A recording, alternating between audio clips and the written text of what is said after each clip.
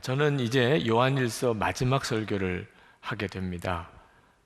요한일서 자체가 굉장히 귀한 성경입니다. 요한 사도가 성령의 감동하심으로 이 요한일서를 쓰면서 말씀하려 하셨던 핵심은 예수님은 지금도 살아계시고 우리와 만나주시고 우리와 사귐을 갖는 분이라는 겁니다. 우리가 예수님을 이렇게 믿게 되면 그러면 우리 안에 형편과 상황을 초월한 큰 기쁨이 차고 넘치게 된다는 겁니다. 예수 믿는 삶 자체가 환경, 여건 상관없는 큰 기쁨의 삶입니다. 1장 4절에 우리가 이 글을 쓰는 것은 우리 서로의 기쁨이 차고 넘치게 하려는 것입니다. 저는 오늘 이 마지막 설교 때 아직도 이 요한일서를 통해서 그런 은혜를 받지 못하신 분들이 계시다면 오늘 다 그런 은혜를 누리게 되기를 축복합니다. 우리가 예수님과 살아있는 교제를 나누는, 우리 안에 오신 예수님을 내가 알고 그리고 그 예수님과 동행하는 삶을 살게 되면 두 가지 삶이 특징이 생기는데, 하나는 거룩한 삶을 살게 되고 또 하나는 형제를 사랑하는 삶을, 사랑만 하며 사는 삶을 살게 됩니다. 이건 정말 놀라운 일입니다. 여러분이 예수님을 제대로 믿는지 안 믿는지의 기준은 둘입니다. 하나는 예수님을 정말 믿었고 속죄함을 받았고 예수님을 마음에 모시고 산다면 거룩한 삶을 살고 사랑만 하며 살게 됩니다. 히브리서 12장 14절에 모든 사람과 더불어 화평하게 지내고 거룩하게 살기를 힘쓰십시오.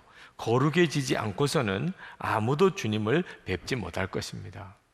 모든 사람과예요. 모든 사람과 화평하게 지내고 거룩하게 사는 것이 예수님을 만나 뵙는 조건입니다. 그리고 지금 예수님을 모시고 사는 사람의 특징입니다. 요한일서 3장 10절에 이러므로 하나님의 자녀들과 마귀의 자녀들이 드러나나니 무릇 의를 행하지 아니하는 자나 또는 그 형제를 사랑하지 아니하는 자는 하나님께 속하지 아니하니라. 그러니까 의롭게 살지 않는 사람, 죄 짓지 않고 정말 의롭게 살지 않는 사람 또는 형제를 사랑하지 않는 사람은 마귀의 자녀라는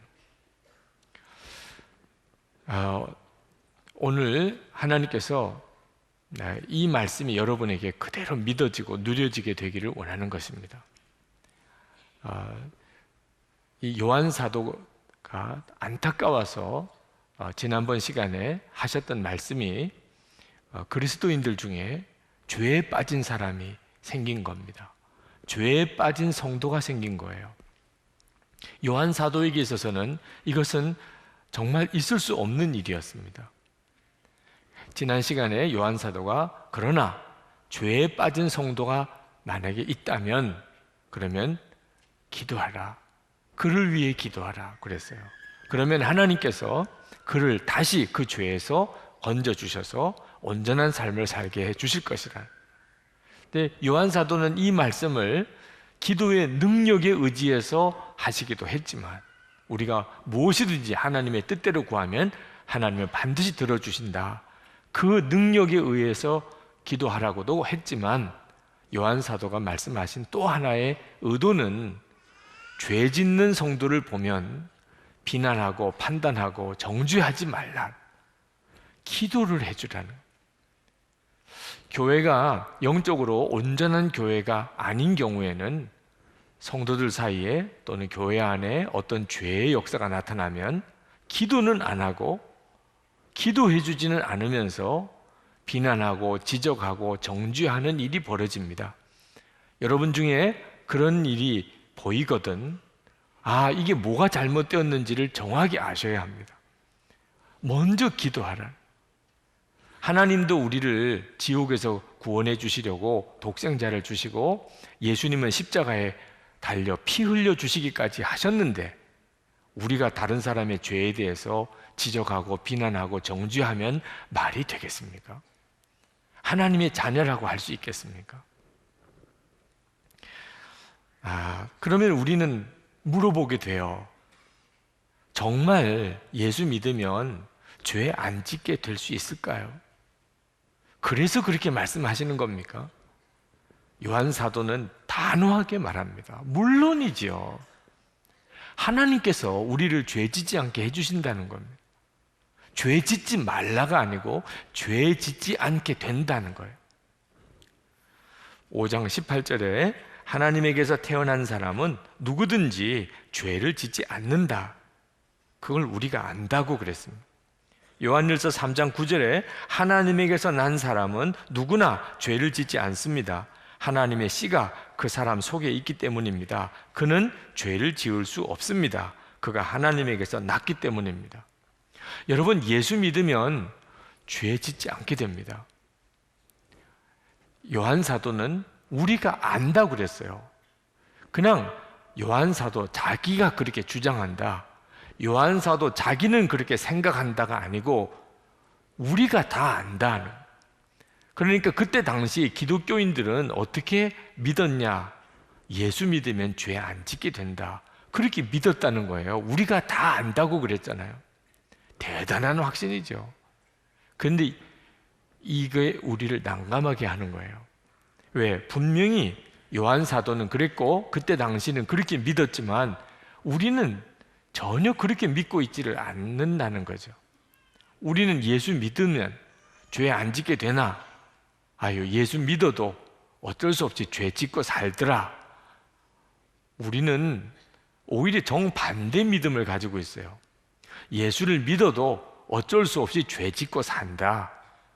여기에 표 던질 사람이 훨씬 많습니다. 아마 지금도 설문조사 해보면 아마 예수 믿어도 죄 짓고 산다 쪽으로 더 많은 표가 갈 거예요. 어떻게 이렇게 일이 되었죠? 우리가 하나님을 아직도 진짜 믿는 게 아니에요.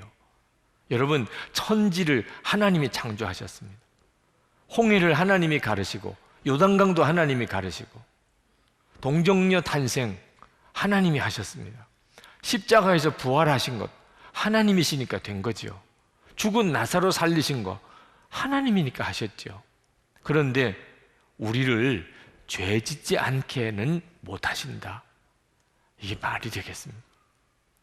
하나님이 하신다는데, 하나님이 우리를 예수 믿으면 죄 짓지 않게 해주신다는데 당연하죠. 하나님은 하실 수 있습니다.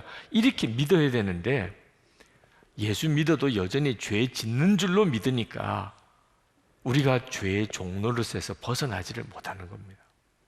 그러면 어떻게 하나님께서 우리를 죄 안 짓게 만들어 주실 수 있나? 우리 경험으로는 도무지 이해가 잘 안 됩니다.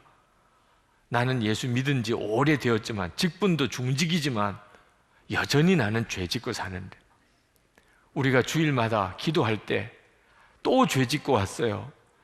이 기도밖에는 할 게 없어요. 정말 재림할 때까지 그럴 것 같아요. 이 기도를 언제 한번 바꿔볼 수 있을까?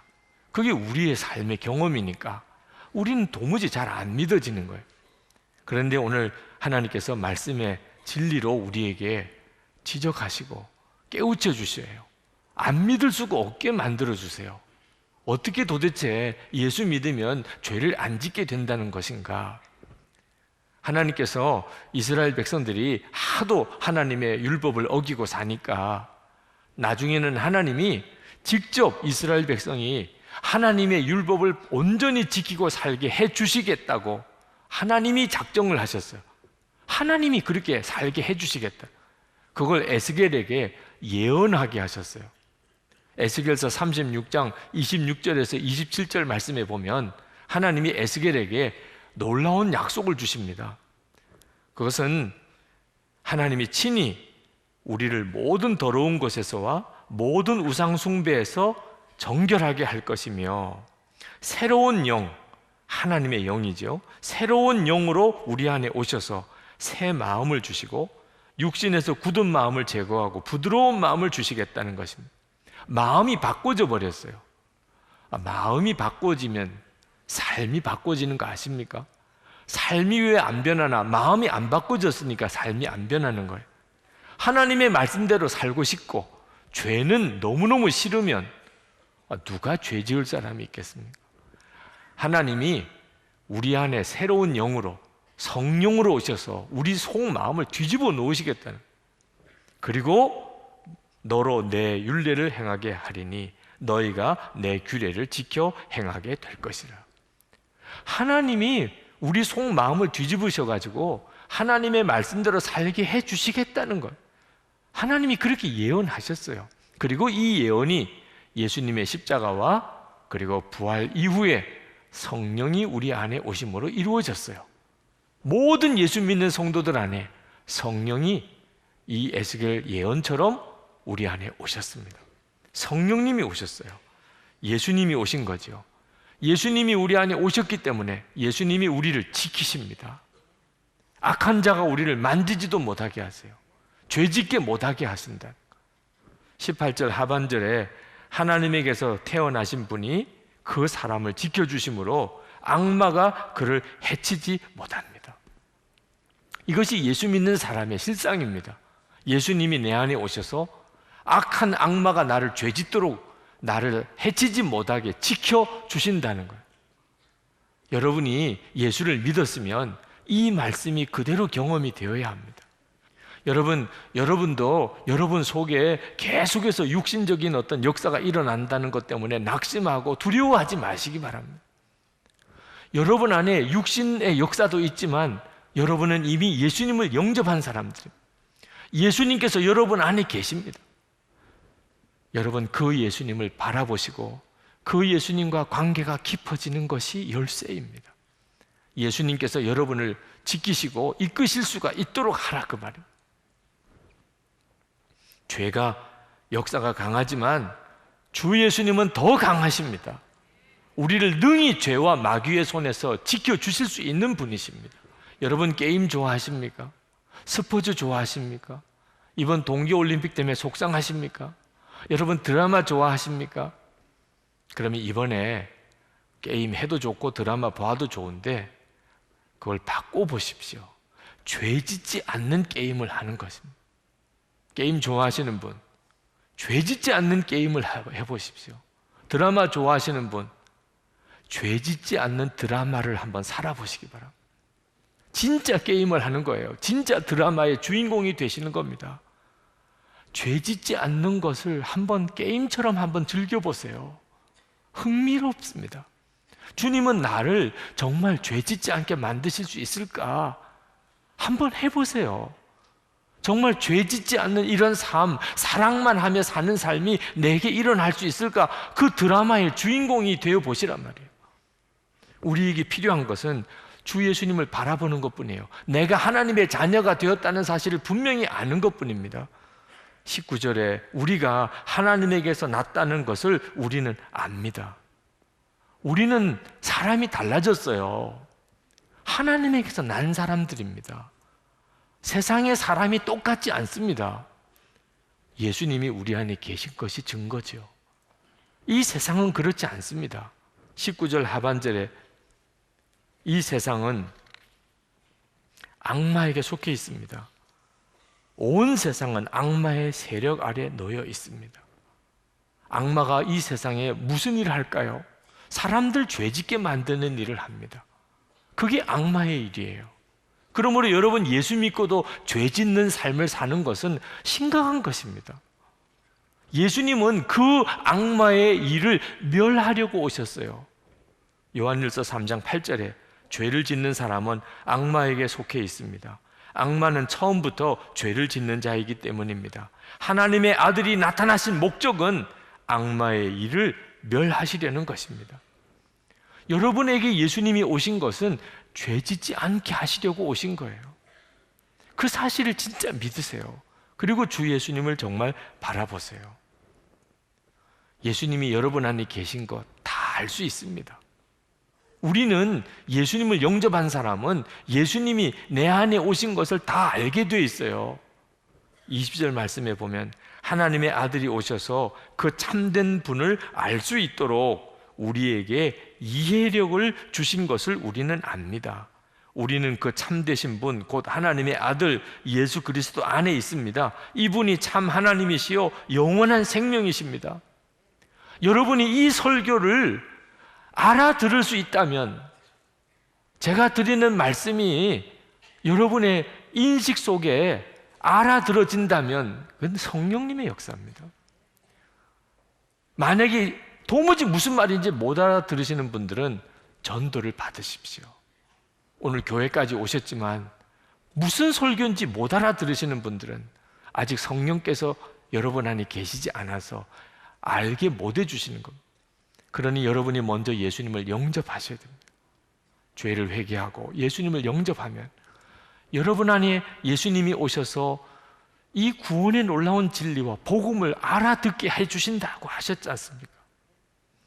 요한 사도는 드디어 요한일서 마지막 부분에 이제 옵니다. 이제 마지막 구절 하나가 남았습니다. 21절, 자녀된 이 여러분, 여러분은 우상을 멀리 하십시오. 이 구절은 이제 성경 맨 마지막에 나오는 구절 중에 하나입니다. 이 요한일서는 성경 중에서 맨 마지막에 기록된 성경 중에 하나입니다. 그 성경 중에 맨 마지막 구절입니다. 요한 사도는 이제 100세가 가까워서 이미 죽을 때가 되신 분입니다. 정말 마지막에 하고 싶은 말, 마지막으로 남겨주고 싶은 말씀이 이 말씀이에요. 우상을 멀리 하십시오. 아니, 요한 사도는 왜 갑자기 맨 마지막에 이런 이야기를 했을까? 그때 당시 기독교인들은 우상을 숭배했을까? 신상을 가지고 점을 치러 다니고 신전 출입을 하고 그랬을까? 그런 기록이 거의 없어요. 초대교회 당시 교인들이 점치고 귀신 섬기고 그리고 신상을 가지고 있었던 이런 일에 대한 기록이 거의 없습니다. 그런데 왜 요한 사도는 마지막에 우상을 멀리하라는 말씀으로 마치는 것일까? 요한 사도는 예수님을 바라보지 못하게 만드는 것이 다 우상이라는 겁니다.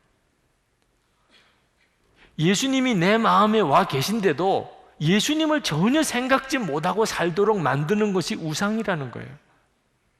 우리를 24시간 주님을 바라보지 못하게 만드는 것이 무엇입니까?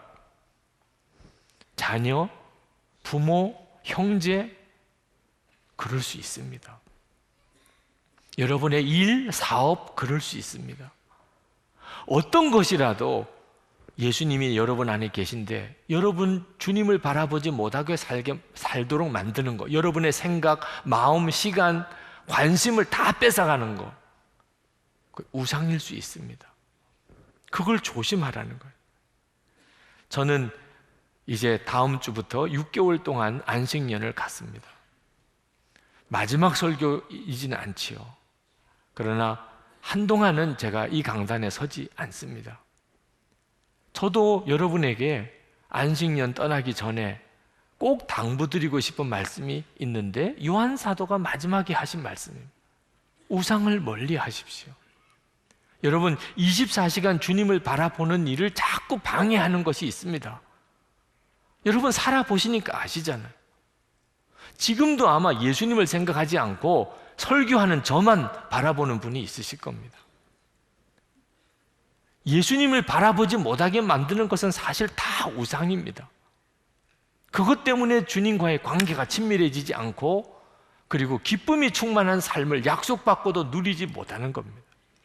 갈라디아서 1장 10절에 이제 내가 사람들에게 좋게 하랴, 하나님께 좋게 하랴, 사람들에게 기쁨을 구하랴, 내가 지금까지 사람들의 기쁨을 구하였다면 그리스도의 종이 아니니라. 목사도 그럴 수 있다니까요. 목사도 교회가 우상일 수 있다니까. 목사에게 교인이 우상일 수 있다니까요. 교인도 마찬가지예요. 교인에게도 목사가 우상일 수 있다니까. 예수님을 바라보는데 오히려 목사가 걸림이 될 수가 있다니까. 아유, 목사님 안식년 가지면 우리 교회가 괜찮을까요? 걱정하시는 분이 있어요. 아유, 목사님 가시면 저는 어디서 은혜 받아요? 또 이렇게 말씀하시는 분도 있어요. 그래서 가야 되는구나 결론이 내려져요. 이러다가는 심각하겠구나. 그래서 하나님이 저에게 강단에서 6개월 내려와 이렇게 말씀하신 거구나. 교회와 성도들이 목사를 거치지 않고 얼마든지 주님과 친밀한 교제를 나누고 그것으로 충분할 수 있는데 여전히 보이는 사람 또는 환경만 의존하니 그러면 진정으로 예수님의 교회가 될 수가 없는 거죠. 저는 주님이 지켜주신다고 하셨으니 두려울 게 없습니다. 저에게도 6개월 동안 어떻게 어디서 뭘 하나 주님이 지켜주신다고 하셨습니다. 주님이 이끄시는 대로, 주님이 말씀하신 대로 갈 것입니다. 저는 교회도 걱정 안 합니다. 예수님께서 지켜주시는 거예요. 여러분도 걱정 안 합니다. 예수님이 여러분을 지켜주시는 사람이시니까. 여러분 6개월 동안 정말 24시간 예수님을 바라보는 특별한 기회로 삼아 보시는 거예요. 2014년 3월부터 8월 이 기간 동안의 영성 일기는 특별한 일기가 되어야 합니다. 저는 이미 그렇게 파일을 만들었습니다. 2014년 3월부터 8월의 일기. 주님은 나에게 시작부터 끝까지 어떻게 이 기간을 이끄실까? 설교도 안 해도 돼요. 그러니 온전히 주님만 바라보는데 전에는 한 달을 그런 시간을 가졌었어요. 그런데 이제는 6개월입니다. 하나님은 요 다음 제 후반전 목회는 어떻게 이끄실지를 기대하게 됩니다. 그런데 여러분들에게도 이건 매우 중요한 상황입니다. 도대체 담임 목사 안식년 가 있는 동안 선한목자교회 6개월은 어떨까? 그때 나는 어떨까? 정말 주님은 살아계실까? 역사하실까? 지난번 목회자 워크숍에 갔더니 어느 전도사님이 물으세요. 목사님, 24시간 주님을 바라보고 영성일기 쓰면 이제 끝입니까? 제가 아니라고 그랬어요. 즉시 아니라고 그랬어요. 24시간 예수님을 바라보는 것은 하나님이 우리를 훈련시키고 준비시키시는 겁니다. 그게 끝일 수가 없어요. 그 다음에는 순종입니다. 하나님이 뭘 원하시는지 주님이 함께 계시는 확신이 우리 안에 생기면 그 다음에는 주님이 우리에게 이렇게 저렇게 막 말씀하실 겁니다. 우리 교회를, 여러분 성도들을 이렇게 이끄실 겁니다. 그러면 그때는 순종입니다.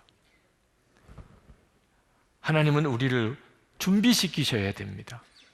24시간 주님을 바라보는 성도로, 교회로 준비시키셔야 이 교회를 쓰실 수 있고 여러분을 쓰실 수가 있는 거예요. 어느 장로님께서 장로 수련회에 가서 물으셨어요. 목사님은 사랑으로 소문난 교회가 되어야 된다고 하셨는데 구체적으로 무슨 계획이 있습니까? 사랑으로 소문나기 위해서. 제가 그 장로님께 말씀드렸어요. 만약에 우리가 사랑으로 소문난 교회가 되기 위하여 무엇을 하기 시작하면 그건 가짜가 됩니다. 그건 위선이에요. 그건 자랑하려고 하는 것. 그건 오래 못 갑니다. 사람 보이게 하려고, 소문나게 하려고 하는 거니까. 우리가 할 일은 예수님과 온전히 하나가 되는 일을 힘쓰는 것. 예수님의 마음을 정말 품고 사는 자로 우리가 서는 겁니다. 24시간 주님을 바라보는 것에서 우리가 훈련이 되면 주님은 우리의 마음에 주님의 뜻을 부어주십니다. 주님이 뭘 원하시는지 그냥 느낍니다. 사랑으로 소문날 계획 없어요. 그냥 주님의 마음을 가지고 했어요. 그랬더니 사람들이 이게 사랑이구나 이렇게 느낀 거고요. 그것만 진짜예요. 이 6개월은 아마 그런 특별한 훈련의 기간이 될 거라고 믿습니다. 어떤 일이 어떻게 벌어질까? 3월부터 흥미진진해요. 당장 3월 첫째 주일이 궁금해요. 3월 첫째 주일. 담임 목사는 안식년이다. 자, 3월 첫째 주일에 이 3부 예배는 어떨까요? 정말 궁금해요. 그래서 다음 주일에는 제가 어디를 못 가요. 보러 올 수밖에 없어요. 제가 안식년을 가장 잘 보내는 길은 저는 24시간 계속 주님을 바라보는 것입니다. 여러분도 저는 똑같이 한번 해보시자는 겁니다. 이 6개월을 한번 해보세요. 주님 바라보고 매일 영성일기 써보고 나눔 방 통해서 서로 붙들어주고 그렇게 한 달, 두 달, 석 달, 6개월을 한번 해보세요. 속회에서 그리고 소그룹에서 한번 해보세요. 정말 약속대로 주님과 친밀한 인격적인 교제가 되는지, 내가 은밀한 죄를 이길 수 있게 된 건지, 삶이 진짜 뒤집어지고 바뀌어지는 역사가 오는지, 정말 환경 여건 상관없는 충만한 기쁨이 정말 내게 임하는지를 그건 여러분이 실제로 살아봐야 아는 거잖아요. 그 다음에 6개월 지나서 계속 영성일기 쓰고 주님 바라보는 걸 할지 안 할지는 그때 가서 결정하세요. 주님은 반드시 그렇게 하십니다. 주님이 약속하신 것이고 수많은 증인들이 있습니다. 오늘 이 시간에도 도대체 이게 가능이나 할까? 내 육신을 내가 아는데, 내 마음속에 일어나는 이 모든 욕구와 죄성을 내가 뻔히 아는데 내가 어떻게 죄 안 짓고 살 수 있을까? 주님이 하신, 내 안에 오신 주님, 이 시간 기도합시다. 주여, 정말 저를, 그리고 이 교회를 주님 온전히 사로잡으소서. 그동안 환경과 여건 탓하고 내 죄성 탓하고 계속 죄에 무너진 삶 살았습니다. 그러나 이제는 주님이 지켜주시니 세상과 죄를, 마귀를 두려워하지 않겠습니다. 주님 바라보는 눈을 더욱 열어주시기를 원합니다. 기도합시다. 은혜와 사랑이 충만하신 아버지 하나님,